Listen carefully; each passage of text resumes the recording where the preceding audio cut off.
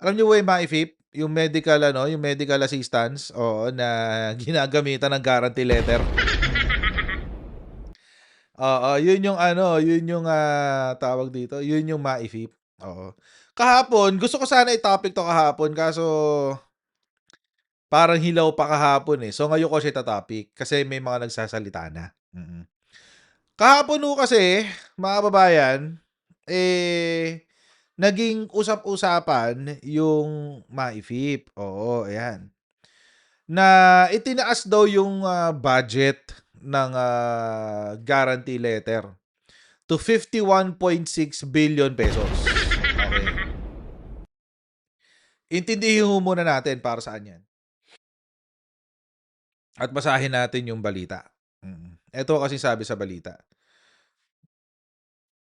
"Senators and congressmen approved a 51.6 billion peso allocation for the DOH's, controversial healthcare program, which has been criticized as a discretionary fund vulnerable to political patronage." Oo. Ito ho yun, yung MAIFIP, no? Medical Assistance to Indigent and Financially Incapacitated Patients, o yung MAIFIP. Na dumoble na ang unang unang budget dito ay 24.2 billion lang. Oo.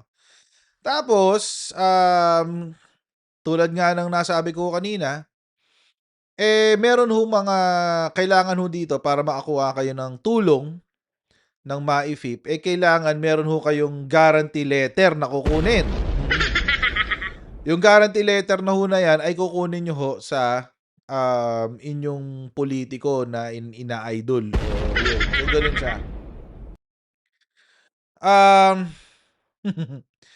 Sabi, patients need guarantee letters or endorsements from lawmakers and other politicians to access MyFIP. It is one of several pork barrel type or patronage aid programs that budget watchdogs want eliminated. Okay, okay, wait lang. Okay, ako mga kababayan, hindi ho ako fan ng guarantee letter. Mm. Ako yan personal. Personal yan. Hindi ako fan ng guarantee letters. Hindi ho ako fan yan. Kung akong tatanungin, ay mas maganda na yung maifip na yan ay baguhin, repasuhin. Kasi alam nyo mga kababayan, hindi naman kasi kumpleto ang coverage ng PhilHealth. Mm. Alam ko meron tayong Universal Healthcare Program, o yung UHP, at meron din tayong Universal Healthcare Law. Pero ang problema do'n mga kababayan, kay PhilHealth ho kasi hindi ho kasi 100% lahat 'yan. Hindi ho 100%. So, portion lang. Nung una nga ang baba, 3% lang. Meron nga 3%, eh. Merong, 3%, merong 5%. Buti nga ngayong panahon ni President Bongbong Marcos, tinaasa na yung benefit coverage ng PhilHealth. Ngayon panahon ni Presidente Bongbong Marcos, oo. Tapos nagkaroon pa ngayon ng, tawag dito, nagkaroon pa ng, zero balance billing na programa, oo. Ako personally, ayoko na MyFIP. Yung ano lang ba, hindi okay yung MyFIP, 'wag lang yung hindi ako pabor doon sa may guarantee letter. Not for anything else, hindi rin naman ako naniniwala na kailangan mo magmakaawa at nakakasira ito ng dignidad tulad ng sinasabi ng mga aktivistang pare tulad ni Pablo David. Virgilio David 'to, 'di ba? Si Pab something. Pablio yata 'to, Pablo, ayan. Kasi kilala ko siya Pab David, eh. Ayan, Virgilio David. Ako personally, hindi ko siya matatrato na, tawag dito, violation of human dignity. Hindi ko siya masasabing violation of human dignity kasi tumutulong ka nga, eh. At actually, hindi mo kailangan magmakaawa. OA yung sinasabi nila na kailangan mong magmakaawa. Oo. OA yun, hindi ano yun, hindi totoo yun. Um, Hindi totoo na kailangan mong makaawa, hindi hindi totoo na whatever. Kasi yan ay napupunta sa DOH. Yung budget niyan sa DOH pero naka nakapangalan ba. Oo, so halimbawa ganito, halimbawa ako si pulitiko. Every year, every budget season, and by the way, hindi ho ito bago, matagal na hong ginagawa ito, Every budget season, bibigyan ako ng allotment ng DOH. Lalong-lalo na sa mga senador. Oo, take note ha. Mga senador ang kadalasang gumagamit nito. Netong MAIFIP. Bakit? Kasi mga kababayan, sa MAIFIP po kasi, ang senador po kasi, wala silang constituents. 'Di ba? Wala silang constituents eh. Wala silang distrito na hinahawakan. Wala silang constituents. So, inimbento yung MAIFIP para ang mga senador ay magkaroon ng koneksyon sa mga tao. Yun talaga ang punto niyan. Mm. Dun talaga yan inimbento. Oo. So, eventually, mga kababayan, in-expand na siya to include the members of the House of Representatives. So, yun po talaga ang punto ng MAIFIP. O ngayon, ganito ang nangyari. So every year may budget season, may ipapangalan sa akin. O halimbawa, ito ang si Coach Jarrett ay merong 1 million pesos na allotment sa DOH. Hindi ko makukuha yung pera. Hindi ko makukuha 'yon. Nasa DOH 'yon. Magbibigay si ano lang, si indigent lalapit sa opisina ko. Ako naman magbibigay lang ako ng sulat kay DOH. Or bigyan niyo ng budget 'to under ng bigyan niyo ng tulong under ng budget ko. Gano'n ho ang nangyayari do'n. Gano'n ang nangyayari do'n. So, personally, hindi humahawak ng pera yung mga pulitiko. Pero, nasaan ang benepisyo ng MAIFIP? Ang benepisyo po ng MAIFIP, kahit hindi magmakaawa, ay nandoon sa pulitiko. Kasi ang iisipin ng tao, uy, si Senator ganito, tinutulungan ako niyan. Binayaran niya yung bill ko sa ospital. Bla bla bla. Oo. So, nandoon yung ano niya, nandoon yung benepisyo niya. Sa pagpo-promote ng sarili. Nandoon yun. Okay. Ngayon, mga kababayan, kaya ako personally, hindi ako kontra sa ideya na MAIFIP. Hindi ako kontra diyan. Hindi rin ako agree sa sinasabi ng mga aktivista na it's a violation of human dignity. That's too much. OA yan. Sobrang OA niyan, mga kababayan. Sinasabi lang nila yan kasi gusto nila ng reaksyon sa mga tao, no. Pero ito yung gusto kong basagin diyan. Hindi siya pork barrel. Mm. Hindi siya pork barrel. Alam niyo ito yung mahirap sa mga ito yung problema sa ibang mga dilawan tsaka mga kakamping tsaka mga tawag dito sa mga aktivista. Lahat ng budget, sasabihin nila pork barrel, pork barrel, pork barrel, kahit hindi. Kaaganyan nyo, wino-water down nyo ang ibig sabihin ng pork barrel. Ang pork barrel po, mga kababayan, ay kahit anong discretionary fund na hawak mismo ng politiko. At hindi ito naka-line item. Hindi ito naka-allocate. So, ibig sabihin, pwede mong gamitin ito sa kahit ano. Okay. So, mga kababayan, ipinagbawal na yan ng Supreme Court. Unconstitutional yan. Yung pork barrel. Kaya nga tingnan niyo si Philstar. Hindi niya sinabi na pork barrel. Ang sinabi niya, pork barrel type. Mm. Kasi hindi nila pwedeng gamitin yung salitang pork barrel kasi hindi siya pork barrel eh. Mape-fake nyo sila. Mape-fake nyo sila. Oo. Hindi siya pork barrel kasi mayroon siyang line item. At ang line item niya ay yung MAIFIP. Yun yung line item niya. So, hindi siya pork barrel. Gets? Ganun ho yun. Pero, kaya ako, mga kababayan, hindi ho ako kontra sa MyVape. Personally. Hindi ho ako kontra sa MyVape. Kontra ho ako doon sa idea na kailangan pang dumaan sa politiko. Doon ho ako kontra. Doon ho ako kontra. Bakit kailangan mo pang lumapit sa politiko? Eh dapat ibinibigay na ng diretso na ehekutibo yan. Ba't dadaanin mo pa sa mayor, 'di ba? O dadaanin mo pa sa vice mayor o dadaanin mo pa sa senador or sa congressman? Wag na. Idiretso niyo na ng DOH tsaka sa PhilHealth. 'Di ba? Bakit pa kailangan padaanin sa politiko? Ngayon, mga kababayan, si Tito Soto, may plano diyan sa MyVape na 'yan. May plano siya diyan. Sabi niya kahapon, sabi niya kahapon, mga kababayan, tatanggalin niya ang discretion ng mga mambabatas. Tatanggalin niya ang discretion ng mambabatas, sabi ni Tito Soto kahapon. Sabi niya, ito game.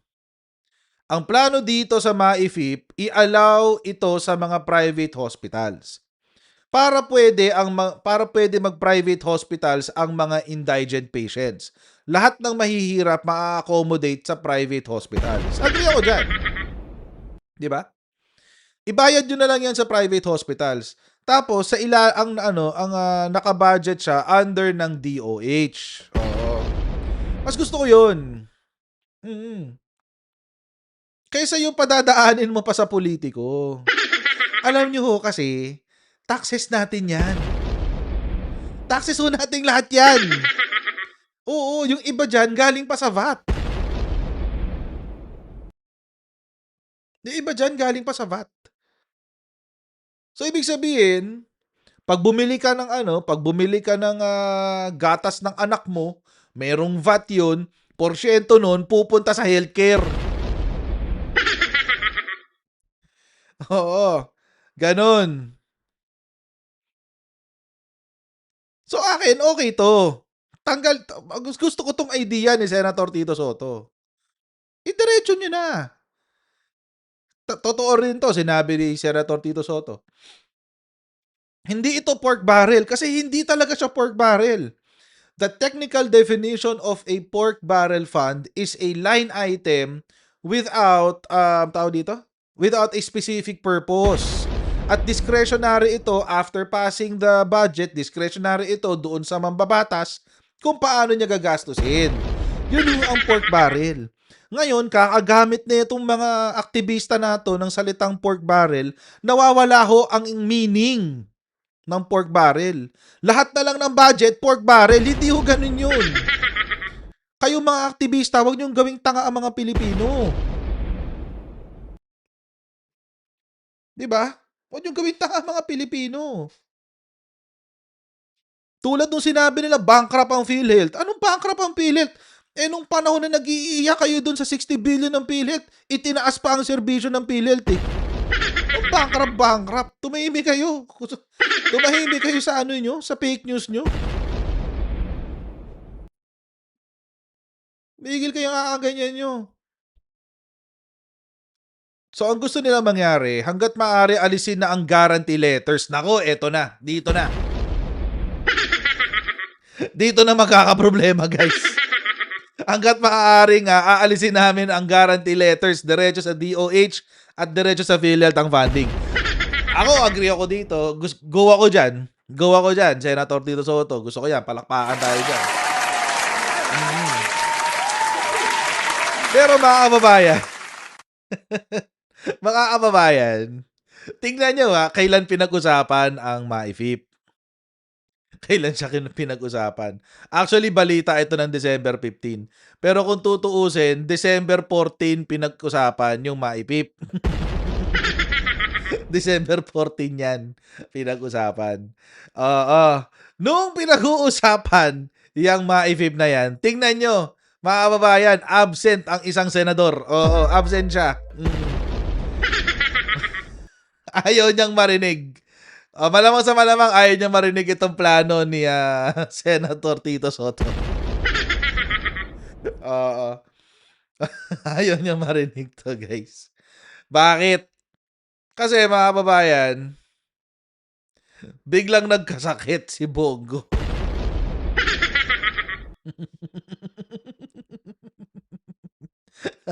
Biglang nagkasakit si Bongo, guys. Biglang, biglang nagkasakit. Biglang nagpa-hospital.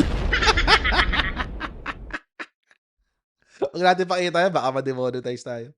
Ayan. Biglang nagpa-hospital si Bongo. Health is wealth. Health is wealth daw. Mag-ingat daw tayong lahat, guys. Oo. Oo, si ano to Mr. Malas Sakit. Ay, my goodness. Absent si Mr. CLTG. Pero nakakatawa, may sakit daw siya ng umaga, 10:57 AM. Ano sabi? Ano daw sakit? Hypertension? Hypertension, pero naka-attend ng kasal ni Kiray. Ayan siya, kasama ni Kiray Celis. Same day yan eh. Same day yan. 14 yan. Makikita yung date dito. Basta ayan, 2 days ago, ano ba ngayon? 16. Di nung 14 ito. Di ba? Bigla, may sakit. May sakit daw siya, guys. Tapos nandun sa kasal ni Kiray. Hindi, let's bigyan natin ng benefit of the doubt itong si Mr. Malas Sakit. Oo. Bigyan natin benefit of the doubt. Oo. High blood sa statement ni Tito Sen. Baka ganun. Bigyan natin ng benefit of the doubt. Oo. Baka naman may sakit talaga siya nung umaga tapos magaling na siya nung hapon. Kasi naka-attend pa siya ng kasal eh. Ang husay! Ayun si Chubby to. Si Ding Dong Dantes. Tapos si Bongo. Ayan, sa gilid. Diba? Alam niyo, inisip ko yan, baka nagpagluta lang si Bongo.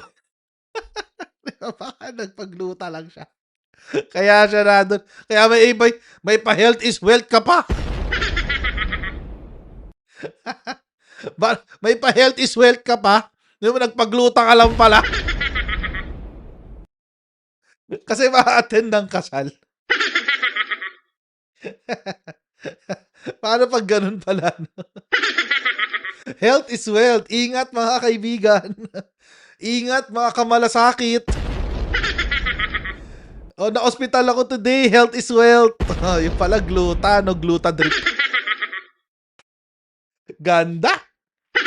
Nagpapogi pala sa kasal. But anyway.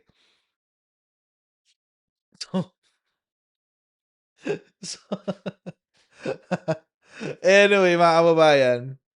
So ito nga, bakit magrereklamo? Bakit posibleng magbanggaan dito si Senator Bongo at saka si Senator Tito Soto? Kasi mga kababayan, si Senator Bongo, nanggigigil yan pag pinapakailaman yung MAIVIP.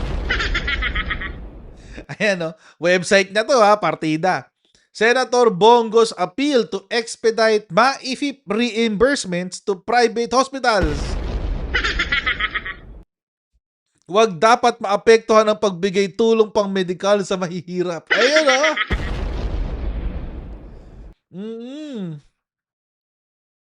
Nagagalit yan kapag pinapakailaman yung MAIFIP, guys. Kasi diyan niya binubuhay yung kanyang political career. So kung tatanggalin mo yung MAIFIP, good luck. Good luck. Oo, kung tatanggalin ni Senator Tito Soto yung guarantee letter sa MAIFIP, Magbabanggahan sila ni ano, ni Bongo sigurado. Oo, July 9 'to, 2025, sabi niya. Kasi, yung MAIFIP nung July, ano, tawag dito, um, hindi nailabas, oo. Noong July 8 daw, the DOH Malasakit Program Office through Yusek Elmer Punsalan reiterated its directive to all regional directors and MAIFIP program coordinators to expedite the processing of reimbursements to partner private health offices or facilities. Oo, so ayun. So, baka nga naman kasi maapurnada yung kanyang ano, pagpapapogi. Oo. Baka naman kasi maapurnada yung kanyang pagpapapogi, oh, 'di ba? Sayang ang Glutadrip, 'di ba? Sayang ang Glutadrip, guys. Huwag mong subukan. Ay, Masisira ang buhay mo. kang epal, huwag kang epal, digong, ba't ka epal? Di ka naman pinindot eh. Na ano, nadaanan ng daliri ko. Epal ka, digong eh. Epal ka talaga. Nanahimik ako dito, singit-singit ka dyan. Oo, tatay nyo, karton. Tatay nyo, karton. Anyway, hindi lang yan mga kababayan. Meron pa isang pagkakataon na galit siya dahil sa MAIFIP. Sabi, eto, last year to, Bongo hits DSWD for halting issuance of guarantee letter. Ayun o. Nagalit siya. Nagalit siya kasi pinigilan daw ng DSWD yung paglabas ng guarantee letter. O yan o. Nabasa ko po sa news na ang DSWD ay nagse-set up po ng deadline kasi magsasara na po ang libro nila. Paano na lang po yung mga magkakasasakit? May deadline po ba yun? May extension ba ang buhay kung wala silang matatakbuhan? Yan ka na naman. Bida-bida ka na naman, Bongoloid. O, di ba? Nagagalit siya pag pinapakilaman yung MAIFIP, guys. Oo. O, ito pa isa. July 8. Ito yung ano, statement niya noong July 8. Ayan. Di ba? Galit na galit siya eh. So, good luck. Good luck no, Senator Tito Soto. Baka kaya na ospital itong si Bongo. Di ba? Baka kaya siya na ospital, guys. Hinimatay. Tatanggalin na yung guarantee letters. Oh my God, kawawa naman ako. Baka ganun ang labas. Di ba? Actually, hindi naman kailangan talaga ang guarantee letters. Pwede mo na i-diretso yun eh. Diretso mo na sa PhilHealth, diretso mo na sa ano, sa implementing agency, kumbaga sa DOH, sa PhilHealth. Oo. So ako, mga kababayan, yung gusto ni Tito Sen, okay lang sa akin yun, walang problema. Ulitin ko wala akong problema sa MAIFIP. Ang problema yung dumadaan sa politiko. Ang problema yung dumadaan sa senador. Oo, yun ang problema talaga. So, tama ho yung gustong gawin ng ano, actually pati nga DOH gusto raw diretso na sa ospital yan eh. Sabi ng DOH sa ni Tito Sen, idiretso na, wag nang padaanin sa politiko. Agree ako doon, tama 'yon at sana tuluyan niyo si Bongo. Alam nyo kasi mga kababayan, siguro mga 3 o 4 ng tao akong may nariringgan na na alam niyo ambulance chasing? Ambulance chasing. Kaya pala nababrandingan itong si Bongo na na siya Mr. Malasakit. Mga 3 o 4 na tao na ang nagsabi sa akin.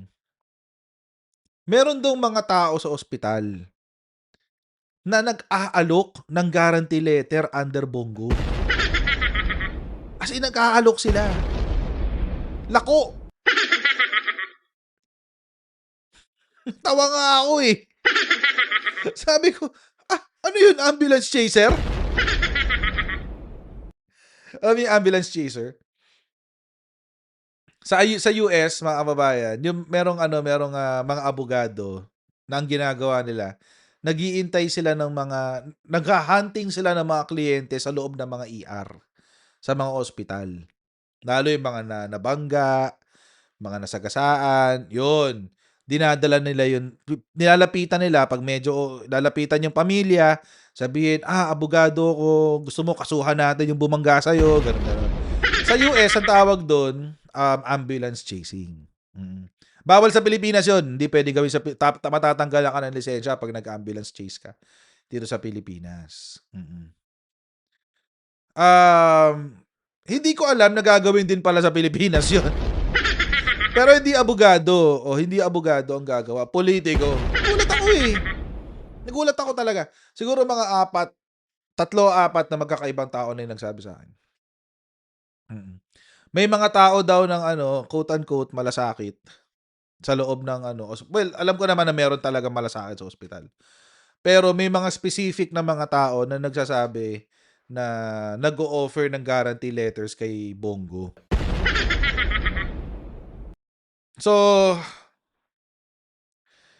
yun. Kaya pala yung branding ni Bongo, talagang nasa medical, oo. Kasi yung kinareer pala talaga niya. Yung pagiging ano, pulitiko na ganyan. Mm. So, ginagamit niya para mang-uto. Kunyari galing sa kanya yung tulong, pero hindi talaga guys, galing ho yun sa national government.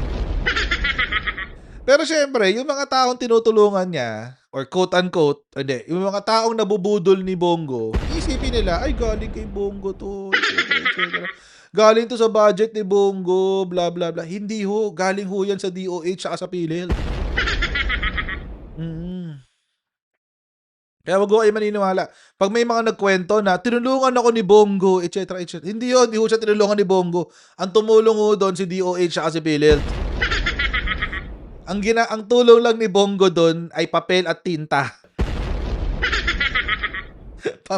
Yun lang ang tulong niya dun, pambili ng papel tsaka tinta.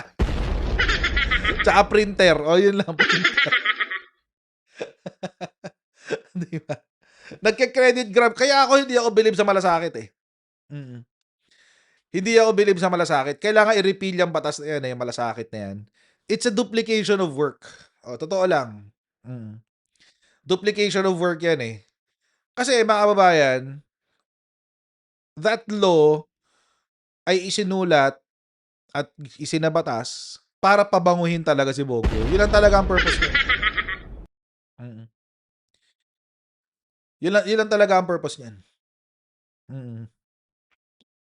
So,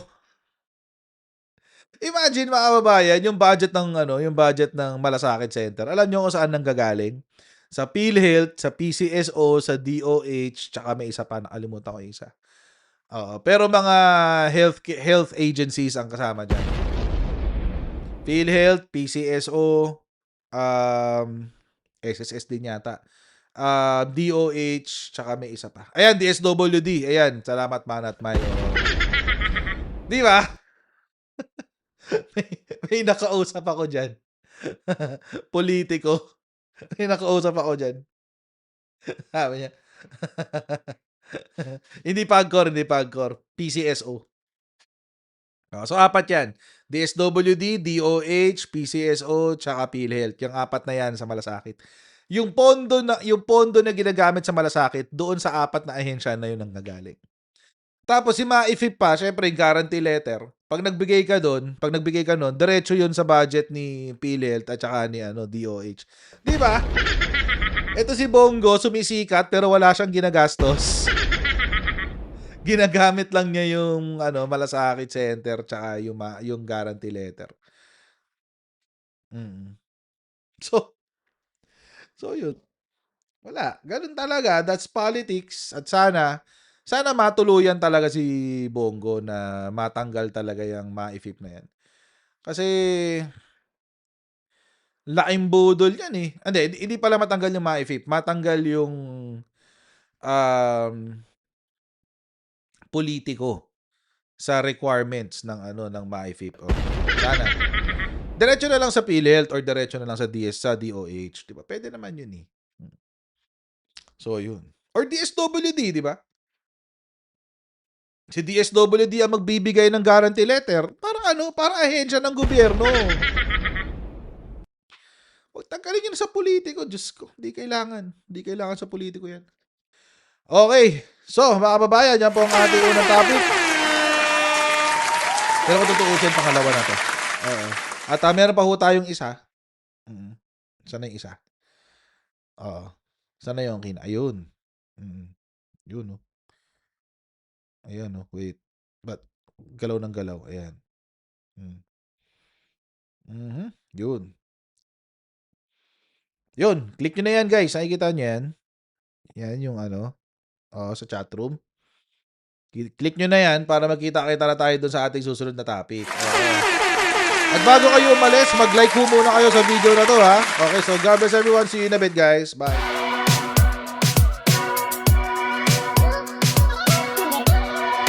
Huwag ganun. Huwag natin gawing tanga mga Pilipino. Mas maganda kasi nasa lugar mo ng tama kaysa yung pinipilit mo yung pagkakamali.